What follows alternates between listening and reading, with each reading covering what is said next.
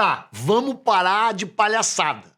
Vamos parar com essa história de dizer que o canal Buenas Ideias é imparcial, neutro, apartidário, equânime. Não. O canal Buenas Ideias tem um lado. O canal Buenas Ideias toma partido. O canal Buenas Ideias é anarquista, graças a Deus. Não somos de centro, não. E justamente por sermos anarquistas, somos contra-fascista, contra-imperialista, contra-direitista. Show, fora daqui. Só que, é claro, também não queremos saber de comunista aqui, meu chapa. Afinal, tu sabe, o anarquismo sempre foi perseguido pelos comuna, cara. Mesmo assim, dado o imenso fracasso de crítica e público, que foi o nosso primeiro episódio sobre os 100 anos do comunismo no Brasil, eu decidi o quê? Fazer outro episódio, a segunda parte. Só que agora, em vez de 100 anos do comunismo tupiniquim, eu vou contar 93 anos do comunismo aqui. Porque os 7 primeiros anos eu já contei, né? E se eu demorei 22 minutos para contar 7 anos, tu pode imaginar quanto tempo vai demorar 93, né? Então, cara, é melhor tu desligar antes de ter que pegar o teu fuzil. Minha gatinha comunista, eu preciso te dizer. Pega teu fuzil, vem comemorar 100 anos de comunismo no Brasil. Espero que você abra uma. É isso aí, tu já viu a primeira parte, né? Se não viu, vai lá ver, não me enche o saco, né? Porque não pensa que eu vou entrar aqui com aquele papo tipo Netflix, né? Previously, em Buenas Ideias. Não. Se tu viu, tu viu. Se tu não viu, vai lá ver. Só o que eu vou te dizer é que em 1928, a direita brasileira chegou a uma das únicas conclusões corretas em toda a sua história. Intuiu que os comunistas eram uns celerados. E aí baixou a chamada Lei Celerada, jogando o PCB na ilegalidade. Bom, e já que eles perceberam que eles estavam fora da lei, eles resolveram fazer o quê? Copiar uma frase do Bob Dylan, mesmo que o Bob Dylan ainda não tivesse nascido. A frase é essa, ó. To live outside the law, you must be honest. Ó, fecha aqui. Para viver fora da lei, tu tem que ser honesto. Hã? Bom, na real, não sei se foi bem assim. Mas o que eu sei é que quando os comunistas brasileiros perceberam que estavam acuados e fora da lei, eles decidiram unir forças com uma figura que vinha ganhando grande destaque na esquerda mundial, né? E por isso, o Astrogildo Pereira, que então era o secretário-geral do partido, um cara tão incrível que vai ganhar um episódio só para ele, porque ele começou a vida como anarquista, ele decidiu fazer o quê? Ir para Bolívia. Para encontrar quem? Che Guevara. Não. Che Guevara continuava tratando de doentes lá na Argentina. Che Guevara não tinha nem nascido. Quer dizer, talvez tivesse, não sei. Eles foram encontrar o Luiz Carlos Prestes. Tu já viu aqui o episódio do Prestes? Se não viu, vai lá ver. O Prestes estava exilado na Bolívia. E o Astrogildo foi lá para propor uma aliança entre o proletariado revolucionário sob a influência do PCB e as massas populares, especialmente as massas camponesas, sob a influência direta da Coluna Prestes e do seu comandante. Eu ainda não fiz a Coluna Prestes aqui, eu vou fazer. Aí tu vai ver que os campônios, que os camponeses, que os lavradores não estavam nem aí para a Coluna Prestes, pelo contrário, fugiam da Coluna Prestes, né? Mesmo assim, apesar de não ter nenhum camponês apoiando a Coluna Prestes, o Prestes recusou o acordo com o Astrogildo. E o pobre do Astrogildo voltou para o Brasil de mãos abanando. Mas se tu acha que com a recusa do Prestes as coisas ficaram boas para o partido, não te preocupa que não. Elas vão piorar ainda mais. Afinal, 1928, que é o ano que isso está acontecendo, foi o ano da primeira grande cisão interna do partido. Na verdade, já foram duas, né? Primeiro brigaram dois líderes do PCB, um tal Joaquim Barbosa e o tal João da Costa.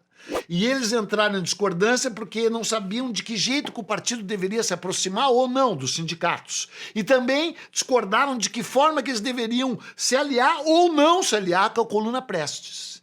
Em seguida, um tal Lívio Xavier, que também era da cúpula do partido, né, resolveu se aproximar da vertente trotskista e romper com outros camaradas do partido.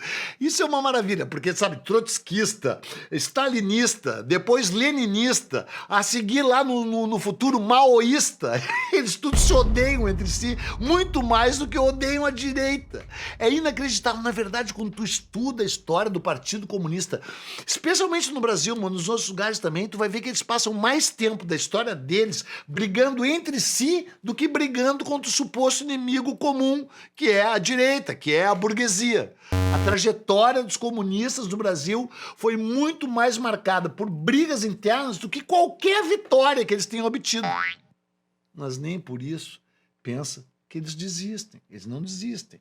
Tanto é que já no ano seguinte, em 1929, convencidos de que precisavam fazer uma aliança com Prestes, o PCB vai de novo ao encontro dele, só que dessa vez lá na Argentina, e o convida para que ele se candidate à presidência da República, com o apoio de uma frente única formada pelo PCB e pela Coluna Prestes.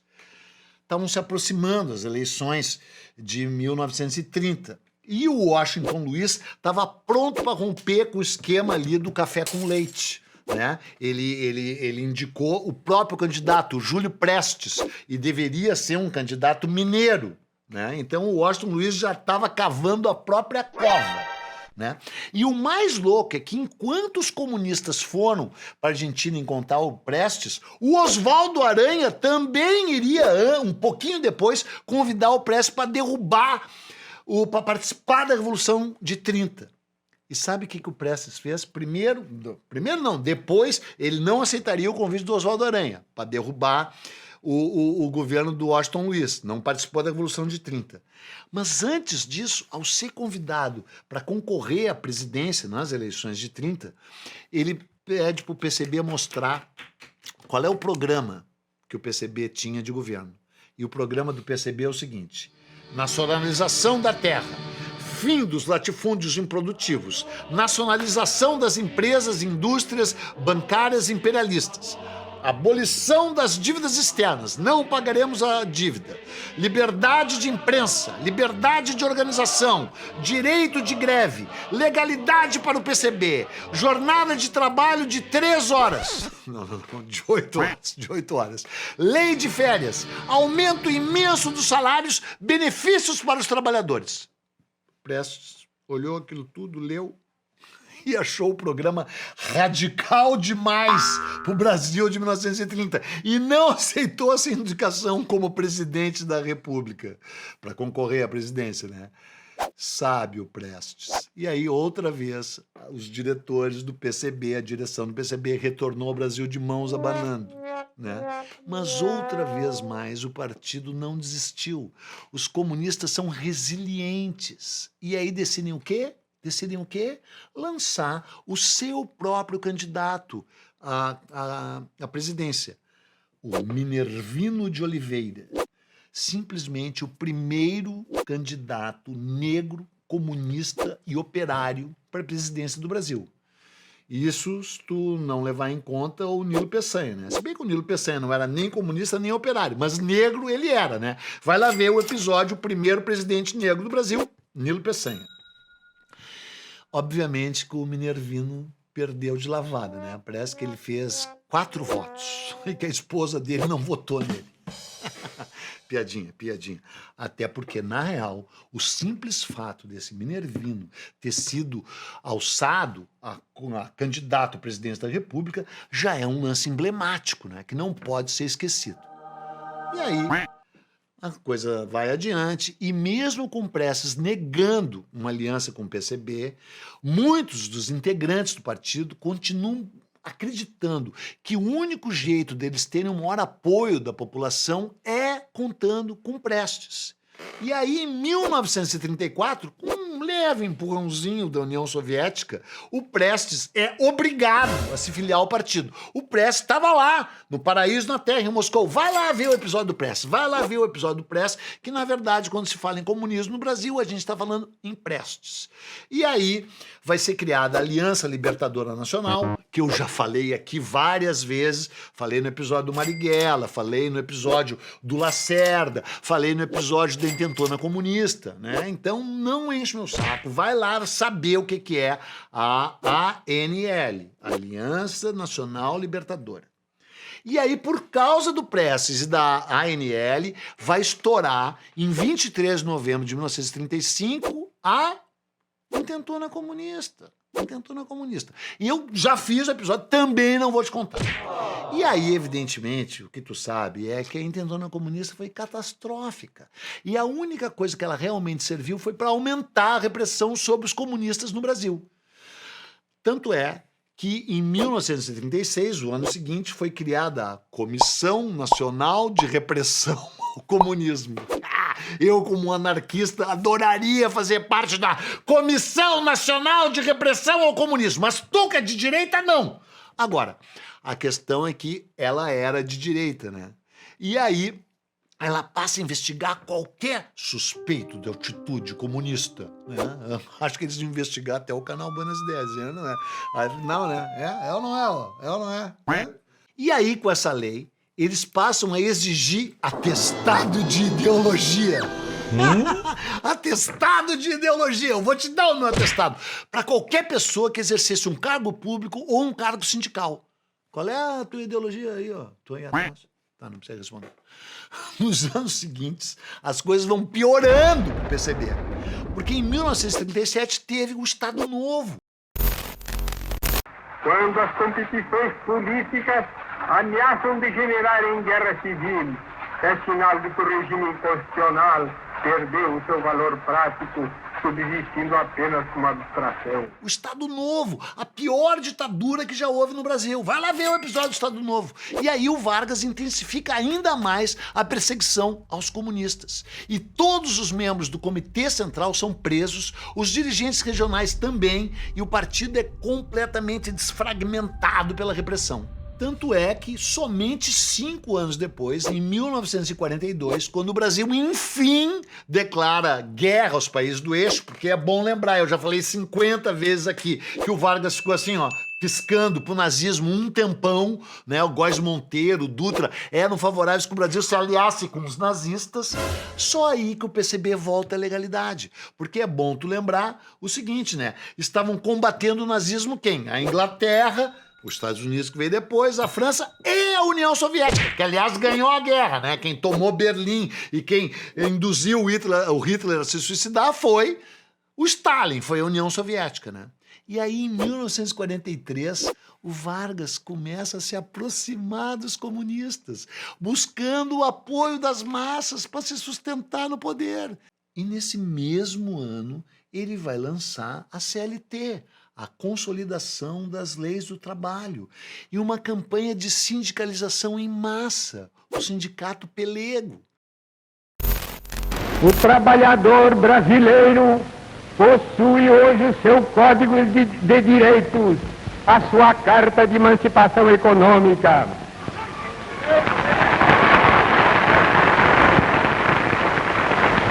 Ele sabe perfeitamente o que isso vale.